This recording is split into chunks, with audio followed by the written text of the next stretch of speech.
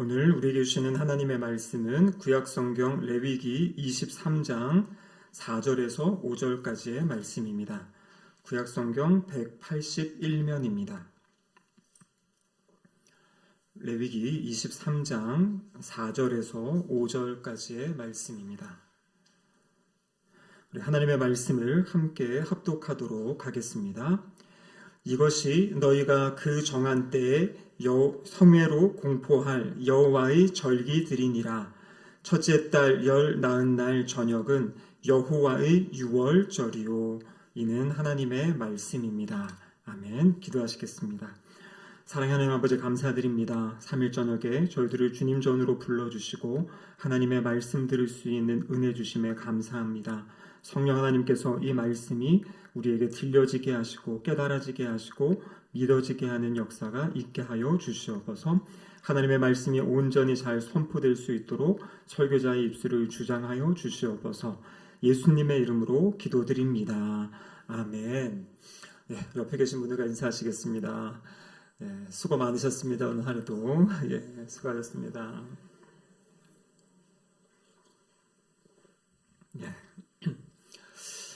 요즘에 대청소 하십니까? 집에서? 저 어릴 때 생각해 보면요, 학교에서도 대청소의 날이 있고 우리 교회에서는 지난주에 대청소를 했는데요, 가정에서도 대청소를 했던 것 같은데 요즘에 저희 집은 대청소는 잘 안 하는 것 같습니다. 근데 이제 온 집안에 유대인들 가정 같은 경우에는요, 1년에 한 주간을 이 대청소를 하는 주간이 있다고 합니다. 그래서 카펫도 정리하고 커튼도 다 떼가지고 치우고요, 가구들을 다 옮긴 다음에 구석구석에 있는 먼지들을 제거하고, 특별히 이 누룩이라는 거 이제 과자 부스러기라든지 빵 부스러기로부터 있는 그런 것도 다 치우고요, 냄비랑 이 주방 도구 같은 것도 다 물로 끓여서 소독을 하고, 그리고 낡고 더러워진 것은 이제 새 것으로 바꾸는, 일주일 동안 그 한날을 아주 열심히 준비한다고 합니다. 그리고 정해진 그날 저녁이 되면 온 가족이 모이는데요, 이 모이는 순간 이 양고기를 이제 양을 삶은 그런 냄새가 온 집안에 이제 가득하다고 합니다. 그럼 아이들은 이제 오늘 저녁에 맛있는 양고기를 먹겠다 하고 이제 생각을 하는데, 막상 그 저녁 식사의 자리는 그것과는 조금 다르다 그럽니다. 이 저녁 식사의 자리가 시작은 어떻게 되냐면, 어머니가 이 초에다가 이렇게 불을 딱 지피게 되고요, 아버지가 이 포도주 한 잔을 이렇게 따른다고 해요. 그런 다음에 축복문이라는 것을 가족 앞에서 이제 축복문을 이제 읽어주는 것입니다. 그것을 낭독한 다음에는 가족들이 이제 손을 다 같이 이렇게 씻는 시간을 갖고요, 그 다음에 아버지께서 이제 축복 기도를 하고, 그리고 쓴 나물을 소금물에다가 또 찍어가지고 그것을 먹고, 또 무교병을 먹는 거죠. 무교병은 뭐냐면은 이 빵 중에 누룩이 들어가지 않아서 그냥 먹어도 맹탕인 빵, 그것을 이제 먹게 됩니다. 그럴 때 이제 아이들이 이야기하는 것이 무엇이냐면, 엄마 아빠, 왜 우리는 이렇게 쓴 이 나물을 먹고 그리고 왜 이 무교병을 먹어야 됩니까? 이러한 이제 질문들을 아이들이 이제 하게 된다라는 것입니다. 제가 설명드린 이 내용은 오늘날에도 유대인들이 지키고 있는 유월절 저녁 식사의 모습입니다. 성경학자들에 의하면 고대 이스라엘의 모습, 또 이 신약 성경 시대 오늘날 유대인들이 유월절을 지키는 것은 조금씩 차이가 있긴 하지만 대개 이렇게 비슷한 어떤 절차를 거치고요. 근데 중요한 것은 그 중심 의미는 이제 동일한 것을 이제 내포하고 있다라는 것이죠. 그래서 이 가정의 가장 어린 아이에게 질문을 이제 준다 그래요. 그 아이가 이제 부모님에게 질문하는 겁니다. 왜 우리가 이 무교병을 먹어야 됩니까? 왜 쓴 나물을 먹어야 됩니까? 또 특별히 쓴 나물을 소금물에 2번 찍어서 먹어야 됩니까? 그리고 왜 이 밤에는 비스듬히 누워서 식사를 해야 합니까? 여러분, 예수님 당시의 식사의 모습은요, 우리가 가끔 최후의 만찬 이제 성화를 보면 가운데 이렇게 테이블이 있고 예수님 주변에 둘러앉아 있는데, 그것은 이제 중세시대 사람들의 생각이고요. 원래 이분들의 식사 스타일은 뭐냐면 이렇게 옆으로 좀 비스듬히 누워서, 지금도 저 중앙아시아 카자흐스탄이나 이런 데 가면 이제 그런 식당들이 있거든요. 약간 비스듬히 누워서 먹는. 근데 이제 그 당시에 이제 그런 모습으로 이 가족들이 이제 식사를 하게 되는 거죠. 그래서 이 자녀들이 물어볼 때 그때 이제 아버지가 또 준비해서 해야 될 것이 있어요. 그것이 무엇이냐면 왜 우리가 이런 식사를 하는지, 그 역사를 이제 아브라함으로부터 시작해가지고 아브라함의 아들 이삭의 이야기, 야곱의 이야기, 요셉의 이야기를 그 아이 식탁의 자리에서 자녀들에게 들려주는 것이에요. 그래서 가정에서 왜 우리가 이 일을 하는지, 왜 유월절 만찬을 먹어야 되는지를 가르쳐 주는 것입니다.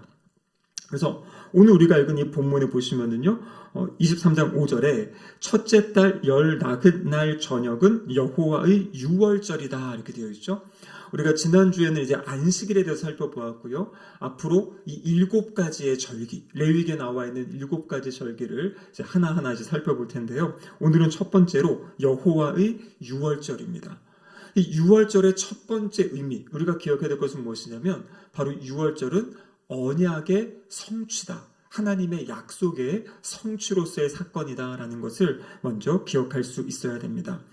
오늘 본문은 딱 유월절에 대해서 그냥 한 절 나와 있어요. 유월절을 언제 지키는지 첫째 달 14일, 1월 14일 날 유월절을 지킨다. 이것만 나와 있는데요. 잘 아시다시피 이 유월절에 관해서 자세하게 나와 있는 내용은 바로 출애굽기 12장에 나와 있는 내용입니다. 너무나 잘 알고 계시죠? 이스라엘 백성들이 이제 기근이 들었는데요. 이미 요셉은 애굽 땅에 가 있고 총리가 된 상황. 그래서 이들이 이제 곡식을 구하려고 애굽에 갔다가 요셉을 만나게 되고 온 가족이 애굽으로 이주를 합니다. 처음에는 요셉 총리의 가족이기 때문에 아주 좋은 대우를 받았는데 시간이 지나면서 요셉을 알지 못하는 그 왕이 나타나게 되고요. 이스라엘 백성들은 노예 생활을 하게 되죠. 그래서 그 노예 삶 가운데 지난주에 말씀드린 것처럼 이 노예 생활은 쉼이 없는 거죠. 뭐 6일 일하고 하루 쉬는 것이 아니라 매일매일 그냥 노동이 반복되어지는 그 힘든 생활, 그 생활을 감당하는 가운데 하나님께 부르짖습니다. 하나님, 우리가 너무 힘이 들어요. 고통 가운데 있습니다라고 부르짖을 때 하나님이 누구를 보내십니까? 모세를 보내시죠. 그래서 모세를 그 땅에 보내셔서 모세를 통해서 이제 이들을 구원해 내시는 사건이 있게 되죠. 그래서 우리가 아시다시피 10가지의 재앙, 9가지의 재앙을 할 때까지도 이 바로의 마음이 움직이질 않아요. 처음에는 내보내줄게 하다가 좀 지나고 나면 또 안 내보내주고 안 내보내주는 그런 모습이었죠. 근데 마지막 10번째 재앙을 내리시기 전에 하나님께서 출애굽기 12장의 말씀을 통해서 유월절의 절기를 말씀하세요. 그래서 첫 시간에 말씀드린 것처럼 이 땅의 대부분의 절기들은 어떤 사건이 일어난 다음에 그 사건을 기념하기 위해서 지키는데 성경에 나와 있는 이 여호와의 7가지 절기는 먼저 절기를 주시고 그 다음에 이제 그 사건이 일어나고 그 뒤에는 또 그것을 기념하여 지키게 되는 그것이 이제 성경의 이 절기들의 놀라운 특징이죠. 그래서 하나님이 뭘 말씀하시냐면 출애굽기 12장에 보면 첫째 달 열째 날, 그러니까 10일이죠. 1월 10일 날 이 양이나 염소 중에서 어린 수컷을 따로 이렇게 떼어놓으라고 이야기합니다. 온전한 흠이 없는 1년 된 그런 수컷을 떼어놓게 하고 그리고 이제 4일 정도 지켜보다가 1월 14일 저녁에 이 짐승을 이제 잡게 되는 거죠. 짐승을 잡아서 하는 가장 중요한 것은 피를 바르는 의식이었죠. 그래서 좌우 문설주와 임방에다가 피를 바르면 하나님이 여호와께서 심판하실 때 이제 그때 그들이 이제 구원을 받게 될 것이다. 그런데 그 피를 바른 것뿐만 아니라 그 안에서 이 식사를 하게 합니다. 유월절 식사죠. 그때 먹었던 것이 바로 이 무교병과 쓴나물과 이 양고기를 먹었습니다. 근데 먹는 자세가 참 독특해요. 성경에 보면은요, 손에는 지팡이를 짚고 신발을 신고 허리에 허리띠를 다 하고, 그러니까 이건 완전히 떠날 채비를 다 갖추고, 그리고 그 음식을 급하게 먹어라. 그러니까 밖에서는 이제 막 그 여호와의 사자가 다니면서 이제 사람들을 심판하는 거죠. 가축으로부터 사람들의 모든 첫째, 이 장자가 막 다 죽임을 당합니다. 생각해 보십시오. 장자가 죽임을 당할 때 그 집집마다 얼마나 큰 그 울음소리가 있고 그 통곡하는 소리가 있었겠습니까? 근데 그런 가운데 이스라엘 백성들은 그 안에서 그 집 안에서 이제 식사를 하고 있는 급하게 식사를 하고 있는 그 모습이 바로 유월절의 모습입니다. 그래서 이때 이제 생겨난 게 뭐냐면 유월절, 유월이 넘을 월이라고 그랬죠. 그러니까 넘어갔다라는 것이에요. 하나님의 심판이 그 피를 발라진 그것을 보고 피를 보고 넘어갔다. 그래서 이것이 바로 유월절을 이제 이야기하는 겁니다. 이 단어가 넘어갔다라는 것이 첫 번째 의미이고요. 근데 또 다른 의미가 뭐가 있냐면 보호하다라는 의미가 있어요. 그러니까 하나님이 넘어간 것뿐만 아니라 이 피를 바른 것을 통해서 이스라엘 백성들의 장자들은 보호해 주셨다라는 것을 이제 기억하는 겁니다. 그리고 이 사건을 통해서 종살이, 노예살이하던 이스라엘 백성들이 어떻게 됩니까? 애굽으로부터 탈출하게 되고 이제 광야를 거쳐서 가나안 땅으로 가는 그래서 자유와 해방을 얻게 되는. 그래서 하나님이 이들을 불러내셔서 가장 먼저 하신 것이 십계명을 주시면서 안식일을 지켜라. 지금까지는 쉬지 못하고 매일 일했지만 이제는 6일 동안 일하고 일곱째 날은 쉬어라라는 그러한 계명의 말씀을 이스라엘 백성들에게 주신 겁니다. 그러니까 자유를 주시고 해방을 주시고 또 안식을, 쉼을 주신 사건이 바로 이 유월절 사건이다라는 것이죠. 자, 그런데 오늘 본문을 보면요, 이것은 여기 구원의 역사가 어떻게 시작이 됐냐면요, 이미 하나님께서 아브라함에게 주신 약속의 말씀이 있습니다. 그 말씀이 창세기 15장 13절과 14절 말씀인데요. 우리 같이 한번 읽어보겠습니다. 여호와께서 아브라함에게 이르시되 너는 반드시 알라 내 자손이 이방에서 객이 되어 그들을 섬기겠고 그들은 400년 동안 내 자손을 괴롭히리니 그들이 섬기는 나라를 내가 징벌할지며 그 후에 내 자손이 큰 재물을 이끌고 나오리라. 아멘.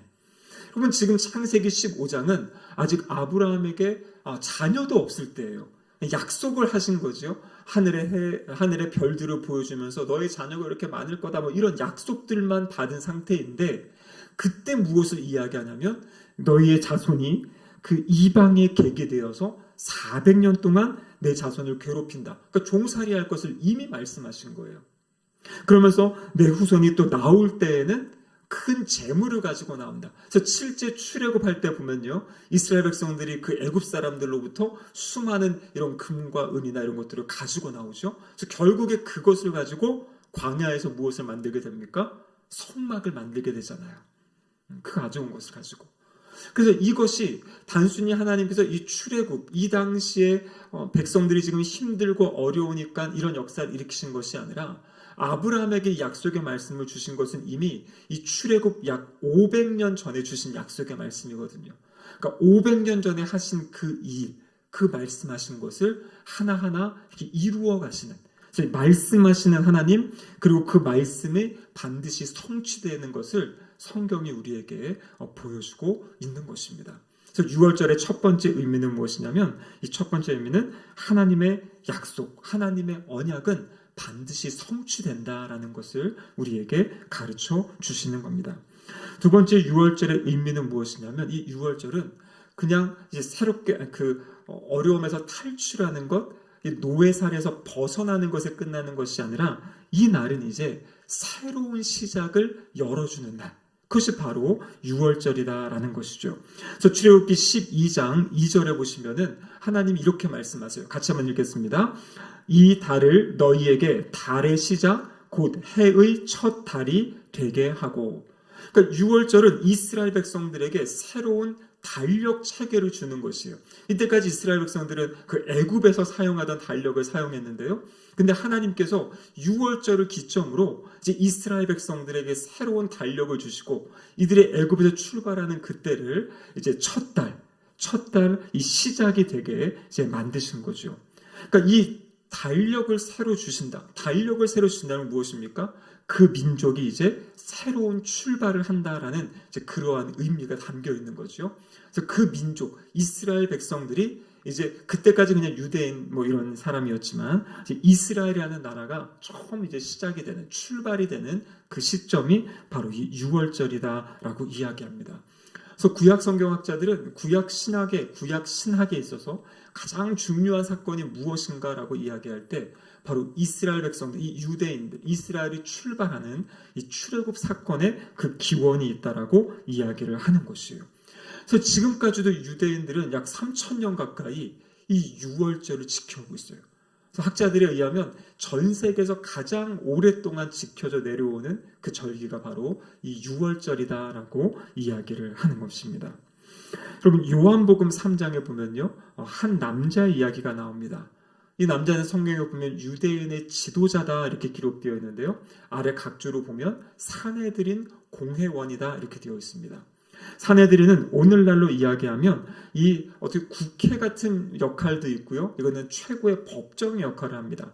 71명의 사람들로 구성되어 있는데요, 이 사내들인은 주로 그 당시에 이 여당 세력, 우리도 지금 여당과 야당이 있는데 이 당시 예수님 당시에도 여당과 야당 세력이 있었어요. 근데 여당 세력이 누구냐면 바로 사두개인들. 우리 성경을 읽을 때 사두개인이 나오죠. 사두개인이 여당 세력이어서 친로마적인, 로마의 식민지 아래에 있는데 로마에 이제 그것에 많이 순응하고 로마를 따라갔던 사람들이 이제 사두개인들이고요. 바리새인들은 야당적이었어요. 야당.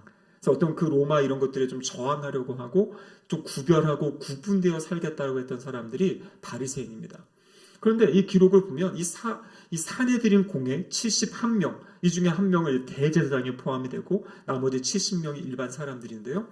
근데 이 당시에 사내들인 공회의 사람들은 대부분이 바로 이 여당 세력, 사두개인들 중심이었다 그래요. 그래서 그 사두개인 중심의 바리새인 몇 명이 그 사내들인 공회에 들어올 수 있는데, 예수님을 찾아온 이 사람 누군지 아시죠? 요한복음 3장에 보면 니고데모죠. 니고데모. 근데 니고데모는 성경에 보면 분명히 바리새인이라고 되어 있어요.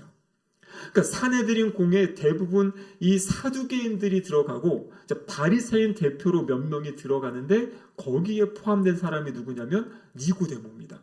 그러니까 이 니고데모는 그 당시에 상당한 영향력을 갖추고 있던 사람, 또 성경에 보면 종교와 도덕을 가르치는 선생이다 이렇게 이야기하고 있어요. 그러니까 이제 사회적으로도 지위가 있고 사람들이 무엇인가를 가르치는 사람이 바로 니고데모입니다. 근데 이 니고데모가 어떻게 합니까? 저녁에 예수님을 몰래 찾아오는 것이에요. 다른 사람들 모르게 몰래 찾아오는데, 그때 예수님께서 꺼내신 주제가 무엇이냐면 거듭남에 대한 것이었어요. 자, 요한복음 3장 3절 말씀인데요, 같이 한번 읽어보겠습니다. 예수께서 대답하여 이르시되 진실로 진실로 내게 이르노니 사람이 거듭나지 아니하면 하나님의 나라를 볼 수 없느니라. 니고데모가 와가지고 예수님과 대화를 하는데 예수님이 갑자기 꺼내시는 주제가 뭐냐면 거듭남에 대해서 이야기하고 있어요. 사람이 거듭나지 아니하면 하나님 나라를 볼 수 없다. 그러면서 그 거듭남의 의미를 뭐라고 말씀하시냐면 사람이 물과 성령으로 나야 된다 이렇게 이야기합니다. 이게 물과 성령이라는 것은 이게 반복되는 것이에요. 여기서 말하는 물도 성령을 이제 표현하는 것을 결국에 한마디로 이야기하면 위로부터 나야 된다. 하늘로부터 새로 나야 된다. 이 성령으로부터 나야 된다. 그것이 이제 거듭남이다라는 그 문제를 예수님께서 니고데모를 만나서 이 이야기를 다루시는 장면이 나와 있습니다. 자, 그런데 생각해 보십시오. 니고데모가 와서 예수님과 대화를 시작하는 그 순간 예수님이 먼저 꺼낸 것이 거듭남에 대해서 이야기하셨어요. 거듭나는 것은 성령으로 거듭나는 것이고요, 이제 새로운 삶의 시작과 출발이 일어나는 것이 거듭남이지 않습니까? 근데 예수님이 그럼 왜 이때 니고데모를 만나자마자 이런 이야기를 하셨을까? 요한복음 3장 말씀 앞에 보면 요한복음 2장이 있어요.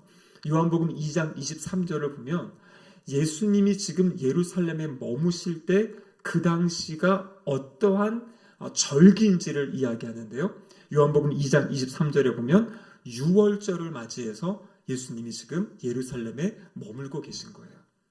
그러니까 유월절의 의미가 이스라엘이 새롭게 시작되고 출발되어지는 것, 지금까지 이 니고데모라는 사람은 바리새인으로서 그냥 이 종교 지도자, 또 이 당시 이 지역의 지도자로 살던 사람에게 예수님이 말씀하신 것이 무엇이냐면 바로 이 거듭남에 대한 주제를 이야기하면서 이제 말 그대로 그리스도인으로 새로운 사람으로 시작할 것을 말씀을 하신 거예요. 이 말하는 상황이 유월절 절기, 새롭게 시작하고 출발하는 그때 예수님이 니고데모에게 거듭남에 대한 진리를 말씀하시는 모습을 보여줍니다. 그럼 그렇기 때문에 이것을 세계 역사에 적용되면 어떻게 됩니까? 바로 예수 그리스도를 통해서 우리는 새로운 삶을 시작하게 됐죠. 그러면 지금 우리가 2025년이죠. 무엇을 기준으로 2025년입니까? 예수님의 탄생이 기준이잖아요. 그래서 기원 전, before Christ, 예수님 이전의 역사, AD라고 지금 하고 있죠. 아노 도미네라고 해서 그것은 주님 안에서의 해라는 거예요. 그러니까 2025라는 것은 예수님 안에서 2025년이 지금 흘러왔다라고 우리가 지금 다 이 달력을 또 사용하고 있지 않습니까? 그러니까 예수님을 통해서 세상 사람들도 새로운 해가 이제 시작이 된 것이에요. 예수님으로부터 1년, 2년, 3년에 지금 2025년까지 온 거죠. 그러니까 역사의 분기점, 역사의 새로운 출발이 예수 그리스도로부터 시작이 된 거죠. 그리고 우리의 삶을 보면 우리의 삶의 새로운 시작, 새로운 출발, 아니 진정한 우리의 삶이 시작되는 것은 언제로부터입니까? 바로 예수 그리스도를 믿고 거듭난 그 순간부터 우리의 이제 새로운 삶이 시작이 되는 거잖아요. 그래서 예수님을 구세주와 주님으로 믿고 고백하고 산다라는 것은 이전에 내가 나를 중심으로 내가 주인 되어서 나를 믿고 살던 삶에서 이제 회심한다라는 것은 주인을 바꾸는 거거든요. 더 이상 내가 나의 삶의 주인이 아니라 예수 그리스도가 나의 삶의 주인이십니다. 나의 삶의 왕이십니다. 그것을 고백하며 살아가는 사람들이 바로 성도들이다. 그렇게 이제 이야기를 하는 거죠. 인디언들에게 전해 내려오는 이제 민화가 있습니다. 아마 많이 들어보셨을 거예요.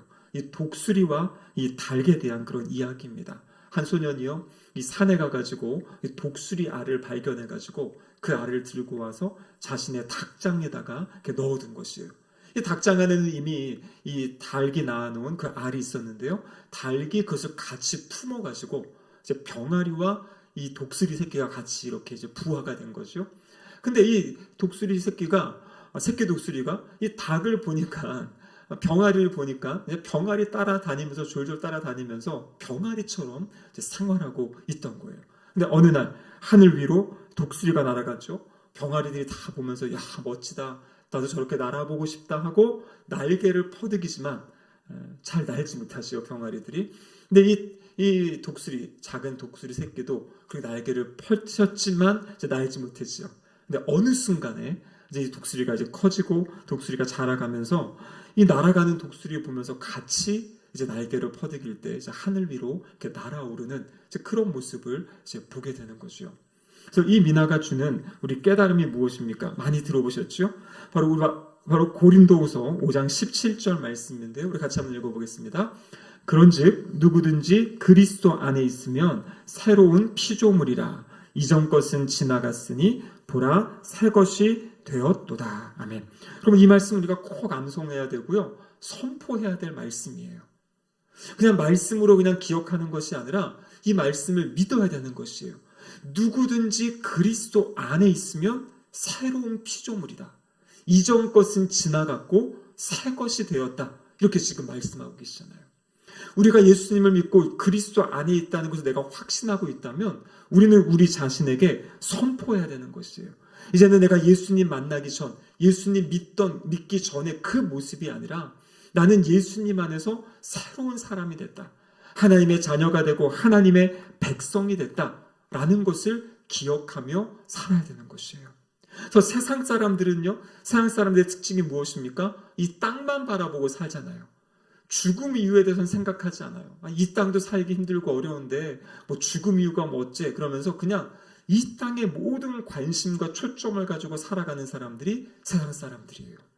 여러분, 우리 성도는 어떤 사람입니까? 이 땅에 관심을 가져야죠. 살아가야 됩니다.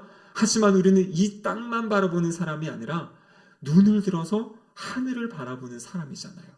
그래서 하나님의 나라, 우리에게 약속된 저 천국을 생각하고 그 천국이 있고 마지막에 심판이 있고 마지막에 상급이 있다는 것을 알기 때문에 오늘 우리에게 주어진 삶의 자리를 더 진실하고 신실하게 살아갈 수 있게 된 것이에요. 세상 사람들의 목표는 이 땅에서의 어떠한 성공, 이 땅에서의 어떤 평안함, 이 땅에서의 안일함에 있지만 우리 성도의 삶은 그것이 아니라 저 하늘 위를 날아가는 독수리처럼, 그렇죠? 이 땅에 그냥 머리를 쳐박고 사는 것이 아니라 하늘을 바라보고 하나님이 주신 그 소망을 가지고 이 땅을 살아가고 살아내는, 그래서 세상 사람들과 다른 목적을 가지고 다른 뜻을 가지고 살아가는 것이지 않습니까? 성도의 우리가 바라봐야 될, 또 우리가 소망해야 될 것이 무엇입니까? 그것은 바로 하나님의 나라를 세워가는 것. 하나님의 나라를 전하고 하나님의 나라를 살아가고 하나님의 뜻을 이루어가는 삶을 사는 것이 바로 우리 성도들의 모습이다라는 것이에요. 그런데 많은 성도들의 모습이 아까 이야기처럼 이 독수리 새끼인데도 불구하고 그냥 병아리 같이 살아가는 그 모습이 우리의 모습에서는 안 된다는 것이에요. 우리에게는 하늘의 시민권이 주어져 있고요. 하나님의 나라, 골로새서에 보면은 우리를 하나님께서 하나님 보좌에 같이 앉히셨다 이렇게까지 이제 말씀하고 계세요. 그러니까 우리에게 엄청난 새로운 그러한 존재로 우리를 바꾸셨다는 그 믿음을 가지고 살아가는 것이에요. 그래서 유대인들은 그것을 이제 생각하는 거지요. 이 날을 통해 우리 유대 민족이 시작되었다 이것을 기억하지만 우리는 어떻습니까? 예수님의 십자가 사건을 통해서 나는 이제 새로운 피조물로 살아간다. 이 땅의 사람들이 전혀 생각하지도 못하고 믿지도 못하고 보지도 못하는 그 영역을 영적인 눈을 들어 보며 살아가는 사람들. 세상의 시작을 알고 마지막을 알고 또 마지막 이후의 천국에서의 삶도 알고 있는 그 지혜를 가지고 살아가는 사람들이 바로 우리 성도들이다라는 거죠. 이미 우리에게는 이 새로운 삶이 시작이 됐습니다. 그래서 우리는 이 새로운 삶을 누리며 살아가는 하나님의 자녀로서 하나님의 백성으로 누리며 살아가는 그 삶을 살아가시기를 축복합니다. 마지막으로요. 우리는 더 이상 이 유월절을 지키지 않습니다. 지금은 유대인들은 이 유월절을 지켜요. 그 유대인들 가운데 이 메시아닉 유대인이라는 분들이 있어요. 이분들은 누구냐면 유대인인데 예수님을 믿는 사람들. 그러니까 예수님을 믿고 이제 개종을 한 거죠. 유대교에서 이제 그리스도인으로 기독교로 이제 개종을 하신 분들이 있는데 그런 분들은 지금도 이 유월절 만찬을 하세요. 그런데 이 유월절 만찬, 유대인들이 3000년 동안 지켜온 그 유월절 만찬을 봤더니 이 만찬 안에 복음의 의미가 하나하나 막 담겨 있다라는 것이에요. 그래서 지금 이 유대인들은, 이 예수님 믿는 유대인들은 유월절 의식을 행하긴 행하지만 그 안에서 복음의 의미들을 이제 자녀들에게 이제 가르치는 이제 그러한 또 모습을 또 보여주고 있습니다. 그런데 우리는 더 이상 유월절 하지 않는 이유는 바로 예수님께서 그 마지막 식사가 유월절 만찬이었죠. 그 유월절 만찬의 모든 것을 성만찬으로 이렇게 바꾸신 거예요. 우리가 예수님께서 세족식의 장면이 있죠. 그거 어느 순서냐면 아까 말씀드린 대로 아버지가 축복문을 낭독하고 손을 씻는 그 의식, 그것을 예수님이 조금 확대하셔가지고 발까지 씻어주신 거예요. 그것이 이제 연결이 되는 거죠. 유다에게 보면 그 마지막 자리에서 떡을 떼가지고 초에 찍어주시는 장면이 있어요. 이게 바로 유월절 만찬 때 소금물에 찍어서 이제 주는 이제 그 모습, 그것을 이제 동일하게 나타내고요. 여기 보면 이제 잔을 받고 떡을 받고 잔을 받는데요. 유월절 만찬에서 4번의 잔을 받는 그런 장면들이 있습니다. 그러니까 이 모습들은, 그리고 또 유월절 만찬에서는 이제 찬송을 부르게 되는데요. 예수님께서 이 성만찬 이후에 어떻게 하십니까? 찬송을 부르며 감람산으로 옮겨가시잖아요. 그러니까 이 유월절에 철저히 지켰던 예수님께서 유월절의 만찬의 자리를 이제는 완전히 성만찬의 자리로 그냥 바꾸셨어요. 그래서 더 이상 우리 그리스도인들은 이 유월절을 지키는 것이 아니라 성만찬을 지키는 거죠. 그러니까 성만찬, 예수님께서 우리에게 주신 2가지의 성례, 그것이 바로 세례와 성찬이잖아요. 그래서 사람이 만든 것이 아닙니다. 그것은 예수님께서 만드셨고 예수님 다시 오실 때까지 그것을 지키라고 하셨기 때문에 그래서 우리가 교회에서 이제 성만찬을 행하게 되는 거죠. 그래서 누가복음 22장 19절과 20절에 보면은 예수님께서 그 저녁에 이렇게 말씀하시죠. 같이 한번 읽어보겠습니다. 또 떡을 가져 감사기도 하시고 떼어 그들에게 주시며 이르시되 이것은 너희를 위하여 주는 내 몸이라. 너희가 이를 행하여 나를 기념하라 하시고 저녁 먹은 후에 잔도 그와 같이 하여 이르시되 이 잔은 내 피로 세우는 새 언약이니 곧 너희를 위하여 붓는 것이라. 아멘. 그래서 구약 백성들에게 유월절의 의미가 바로 하나님께서 애굽에서 이들을 구원해내신, 특별히 이 양의 피를 발라가지고 이들을 구원해내신 그 사건을 기념하는 것이라면, 이제 오늘날 우리가 기념하는 것은 무엇입니까? 예수님께서 말씀하신 것처럼 이 떡을 떼시면서 그것을 내 몸이라고 말씀하시고 이 잔을 부으면서 나의 피라고 말씀하신 바로 십자가에서 우리의 죄를 용서하시고 구원하시기 위해 하신 그 모든 것을 우리는 이 성만찬을 통해서 이제 기억하고 또 기념하고 감사하는 그러한 일들을 하게 되는 것이에요. 그러니까 구약의 어떤 유월절의 의미, 이 거듭남, 구원받고 새로운 삶을 시작하는 이것이 바로 신약에서 성만찬의 그런 의미를 동시에 담고 있다라는 것을 이야기하고 있습니다. 그렇기 때문에 우리가 이 성찬을 할 때마다 어떻게 해야 되는 거죠? 이 의미를 잘 기억하고 생각하고 감사하는 것이 필요하고요. 또 한 가지는 우리의 자녀들에게 이 의미를 또 잘 이야기해주고 설명해 줄 수 있어야 됩니다. 예전에는요, 이 세례를 받고 입교를 해야지. 그 나이도 이제 15세 이상이었거든요. 그래야 이 성찬의 자리에 참여할 수가 있었어요. 근데 우리 교단에서 2019년도에 이 헌법을 개정해가지고요, 이제는 유아 세례를 받은 사람, 그러니까 유아 세례 받은 사람들이면 초등학생들도 이제 성찬에 이제 참여할 수 있고요. 또 아동 세례라 그래서 이 초등학생들이 또 받는 그 세례가 또 생겼습니다. 그래서 그 세례를 받게 되면 어른들과 동일하게 이 성만찬에 이제 참여할 수 있는 이제 그런 자격도 이제 부여해주고 또 함께 그 만찬의 자리를 이렇게 누리게 한 것이죠. 그래서 이 유대인들이 이렇게 끊임없이 유월절을 통해서 하나님의 자신들의 구원하신 것, 그것들을 자녀들에게 가르치고 또 함께 나눴던 것처럼 우리 교회에서는 바로 이 성찬의 이 자리를 통해서 우리를 구원하신 그 예수 그리스도의 십자가의 은혜와 그 사랑을 이렇게 나누고 또 가르치고 그것을 이제 흘려보내는 또 우리 감사하고 또 하나님께 영광 돌리는 이제 그러한 자리를 갖게 되는 것이죠. 근데 오늘날 거기에는 이제 더 의미가 이제 더 포함이 됩니다. 단순히 이것은 기념하는 것이나 기억하는 것이 아니라 영적으로 주님이 그 자리에 임재하시는 거거든요. 그래서 주님의 살을 먹고 주님의 피를 마심으로 영적으로 건강하여지고 강건하여지는, 그래서 하나님이 우리에게 주시는 은혜의 통로로서 성찬을 우리에게 허락하셨다라는 것입니다. 그래서 우리 교회는 1년에 몇 차례 성찬식이 있죠. 지금 이제 세례식이 11월 2일 날 11월 첫째 주에 있는데 세례식과 함께 또 그날 이제 성만찬을 또 같이 이렇게 하려고 합니다. 그래서 다시 한번 이제 그러한 시간마다 하나님이 우리에게 주신 은혜를 또 기억하고 또 이것을 우리 다음 세대들에게 또 이야기해주고 또 잘 전달해줘서 하나님이 우리를 구원하신 그 구원의 은혜, 사랑, 이것들을 바로 이 성만찬을 통해서, 그래서 우리는 유월절은 지키지 않지만 성만찬을 통해서 그 주님의 우리의 구원하신 은혜를 또 기억하고 감사하는 그러한 시간을 우리가 또 이제 경험하게 되는 것이죠. 그래서 오늘 말씀을 마무리하겠습니다. 결국에 이 유월절의 모든 것 역시 예수 그리스도의 십자가를 예표하는 것이고 그 십자가의 사랑, 구원의 은혜를 우리에게 가르쳐 주는 것입니다. 그럼 우리는 끊임없이 이 구원의 은혜에 감사하는 것이고요. 성령 충만은 무엇이냐면 구원의 은혜의 감격이 우리 안에 계속 머무는 것이에요. 그래서 내가 정말 구원받은 거구나.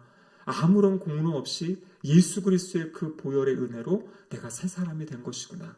그래서 그 감사함 때문에 또 그 자유함 때문에 그것을 다른 사람에게 전하는 것, 그것이 이제 전도인 것이죠. 그래서 우리가 끊임없이 그 감격 가운데 살아가게 해달라고 하나님께 또 기도하시고 성령님께 그것을 우리가 간구함으로 이 구원의 기쁨과 감격을 날마다 누리면서 이 새로운 삶 살아가는 모든 성도님들 되시기를 주님의 이름으로 축복합니다. 아멘. 기도하시겠습니다.